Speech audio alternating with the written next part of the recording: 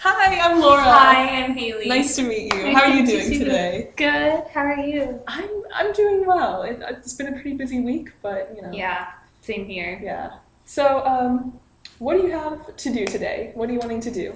Well, I'm working on my oral presentation Mm-hmm. for ethics, pharmacy ethics. Mm-hmm. And we have a case, and I have to go through this 8-step model for decision making Okay. in front of 2 faculty members. Mm-hmm. And it's just like a 7-minute presentation, a little bit less, so that they can ask questions and so that I don't Okay. go over. And then I just have to talk about the ethical issues in it, what principles are important, and what my decision was. Okay. So this is eventually going to be an oral presentation. Yeah. So what are you working on? Like, what do you want to focus on today?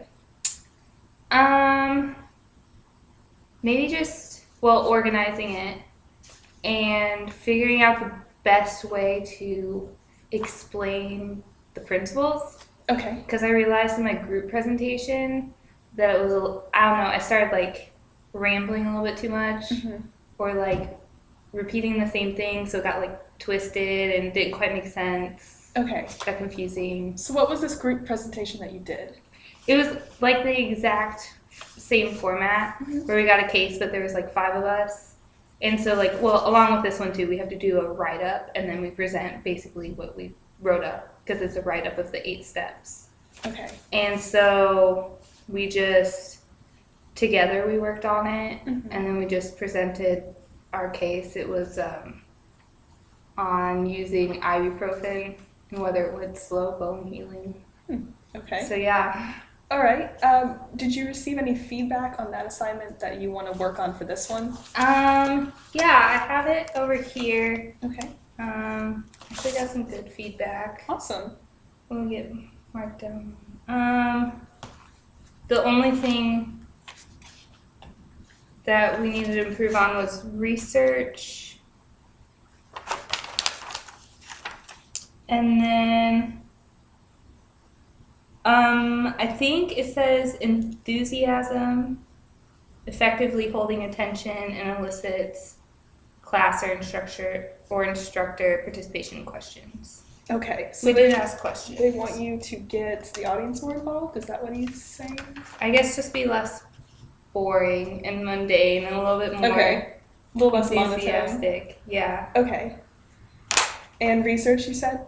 Yeah, research. So the case gives you a few things, but then especially for medical things, he says to do your own research and figure out some more background information Okay. about whatever's involved. Okay. So let's go over the case you have. Okay.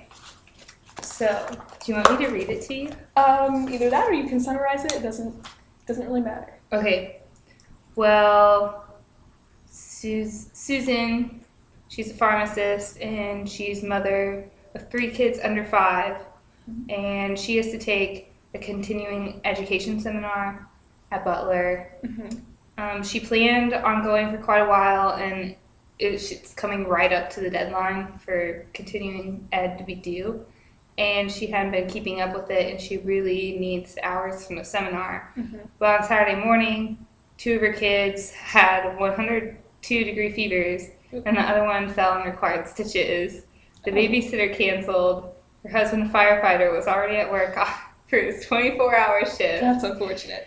And they recently moved to the area, so they don't know anyone else or have family around. Okay. And she called her coworker, Bill, and told him about it, and he offered just to take notes and to fill out her evaluations for her. And she was really thankful and thought it would be a good idea because she would be learning from the notes. After all, her kids were sick. Mm-hmm. So it's asking if there's an ethical issue here or not. And if it is, then I have to go through all these 8 steps Okay. of why there's an issue Okay. and how to make the right decision. All right. So, what is your stance on this? I think that it's wrong for her to have Bill, like, kind of, it sounds like he's signing her in or like filling out her evaluation. Sounds like he's like doing the work for her to get verified. Even though she would be learning, it sounds like it's kind of like, I don't know, almost like taking a test for someone else. Right. But maybe she takes the test online. That's probably something I'll research, like how continuing education works. Because I did hear from someone who's a pharmacist that there's some online classes and stuff. But maybe she takes the test online. She just needs to fill out the stuff. I don't know. But I think that is wrong for her to use Bill to substitute for her because she's supposed to be there. Okay. Okay, so then since you feel that way, you're going to have to use 8 steps, correct? Yes. Okay. So can I actually get a quick look at what they are? Okay, so are you going to have to write a paper about this too? Yeah, and we specifically write it with, I mean, this is a current event, so here we go. Here's an example of what our group did for our 8-step model. Like, it's 1, 2, 3, 4. So it's not like a narrative paper. It's more of like an outline form, just explanation of each point. Okay, yeah, that makes sense. And then you'll also need to address these in the presentation as well. Yeah. Correct? Okay. So do you want to just work on, like what, as far as organization, how is it to be organized? Well, do you know what I'm saying? Like, yeah. Well, see, basically the organization is kind of set up for me because I have to go 1, 2, 3, 4, 5. Like, first I have to talk about the issue and then the actors, so who's involved, and then the facts, so that's where I have to do all my research. Okay. And where I'll talk about continuing education. And, I mean, maybe I could figure out how to organize that. The research part? Yeah, specifically. And then if there's any wrongdoing, so I'd probably say that's wrong for her to have someone fill in for her because it's like cheating. And that would be based off of your research? Yeah. That would kind of be like your conclusion? Okay. So I'll figure whether or not there's wrongdoing depending on what the research says. And then the applicable resolution principles is like this list behind you. We have a list of 9 ethical principles in order of which one's the most important. So like autonomy is the most important. And then I just list as many as apply specifically to this case. So I'd probably say like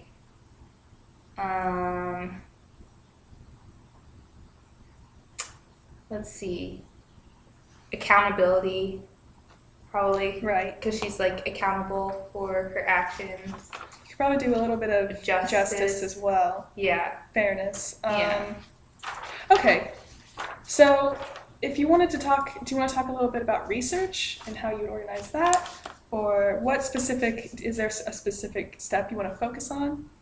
Yeah, we can talk about doing the research. Okay. And then a little bit like when I figure out what my resolution principles are, kind of how to explain them the most effective, clear, concise way. Okay. Because last time when I was explaining this, it got a little jumbled. When you're explaining the solution. Yeah. Okay. I was like explaining why each thing was important. And like you have to be careful from which person's point of view you're talking about. Because something that benefits someone might not be beneficial for someone else. Right. So it's just like trying to stay consistent in one point of view so they all make sense. Okay. Together. All right. I think I understand where you're coming from. Okay, so as far as research, you mentioned you wanted to research like the class itself or what the requirements would be for receiving the certificate? Yeah, for continuing education. Okay, yeah, I think that would definitely be good to research. Another thing, I think like I'll research how many hours she needs, what happens if you don't meet the deadline. Right, yes. Let's see, what you have to do for continuing ed and how you complete it, what the process is for like verifying that you've done it, if it's like honor system or strict, I don't know. Right. And then, I mean, there's not really any research I can do on her neighborhood to figure out if there's any other people. That's all fictional. Yeah. Mind if I take a look at this really quickly? Yeah, go ahead. Okay. And obviously we would want the Butler requirements and the Butler standards as opposed to just the regular class. I mean, I think it's probably determined by the Indiana State Board of Pharmacy, what the standards are for continuing education. I just think that Butler University is hosting the seminar. Okay, so they wouldn't, the standards wouldn't vary according to school? I don't think so. I think it would be the same for the state. Okay. So, yeah. Yeah, definitely make sure on that. I am not aware of it because I haven't taken the class. But because, like, she's, like, already graduated. She has her pharmacy license. She's been working. Okay. And every so many years, you have to complete, like, a course to stay up with your studies or the new things going on in the medical field. Okay.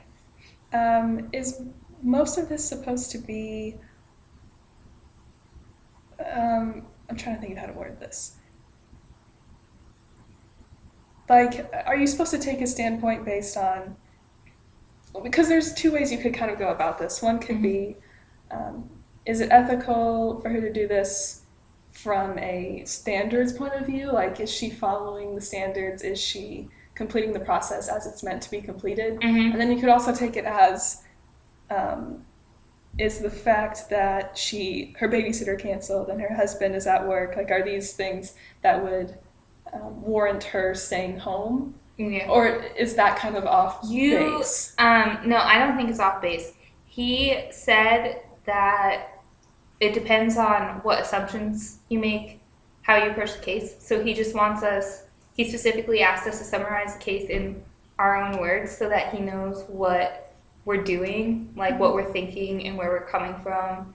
And so we're allowed to do whichever perspective we see it from. Okay. As long as, like, we explain it enough to where the evaluators figure out what we're thinking.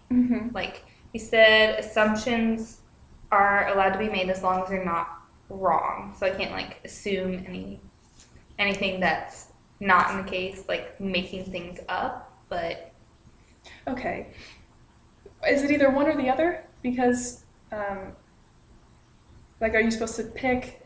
Because you could do, like I said, you could do whether it's ethical for her not to go, and or why it's ethical, or whether it is ethical for her not to go because of these reasons. Does that make sense? Yeah.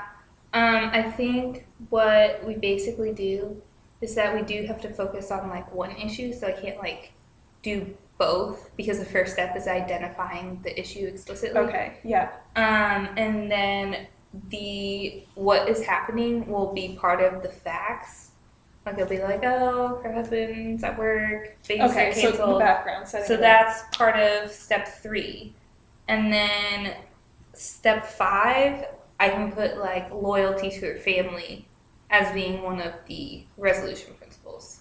So, like, loyalty to her family is important because her kids need her and she cannot neglect them. So that would be one of the things that goes into making the decision in step 7. Okay. So you're choosing to focus on the ethical principles of choosing not to go and having her coworker. Yeah. What's her coworker, correct? Yeah, Bill. Coworker do it for her. Okay. And I agree with that. I think that would be a much stronger position to take as opposed to explaining whether or not the reasons were ethical. But I didn't know if that was something that you could do in conjunction with the other side. But I think that was that's a good way to go. Okay. So anything else about research? You listed a lot of things I think would be great to do research. I think you pretty much had it all covered. All right. You seem to know what you're talking about there.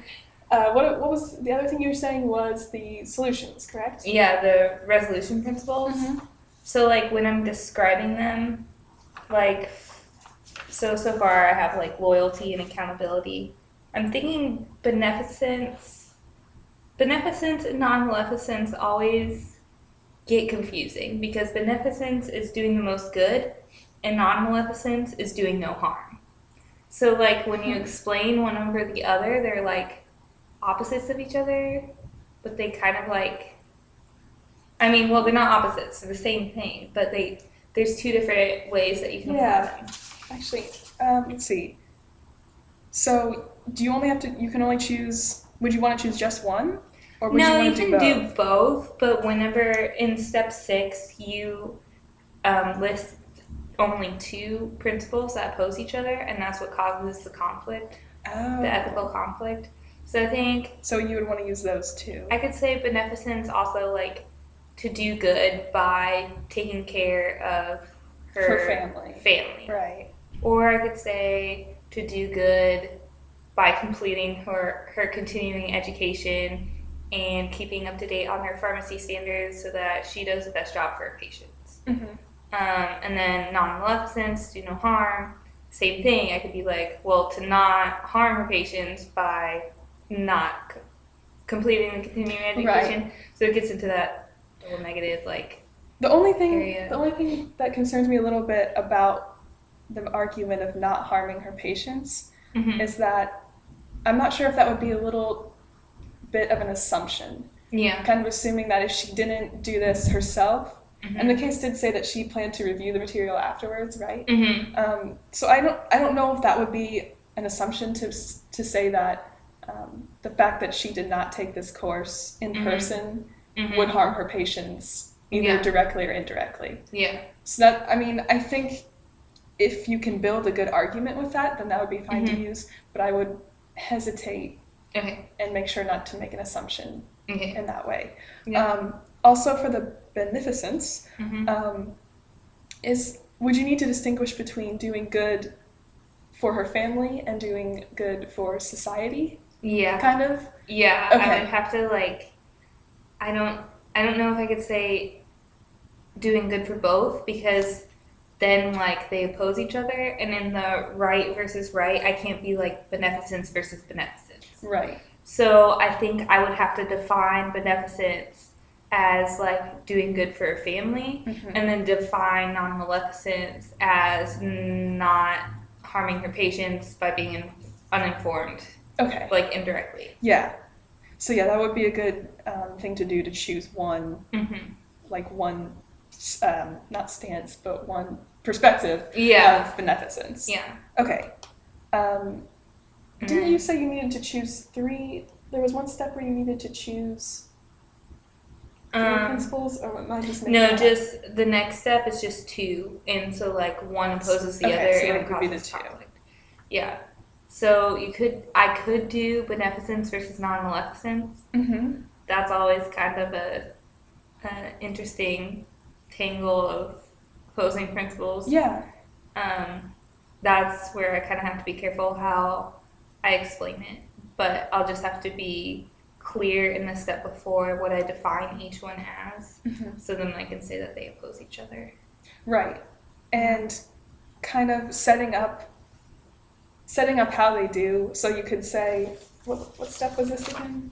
This was step 6. We're working on 5 and 6. 5 would be where you set it up, right? Yeah, where you define, like, what each principle is. Okay. And how it so applies. That's where you would define beneficence and non-maleficence. And then 6 is where you would oppose them, put them against each other.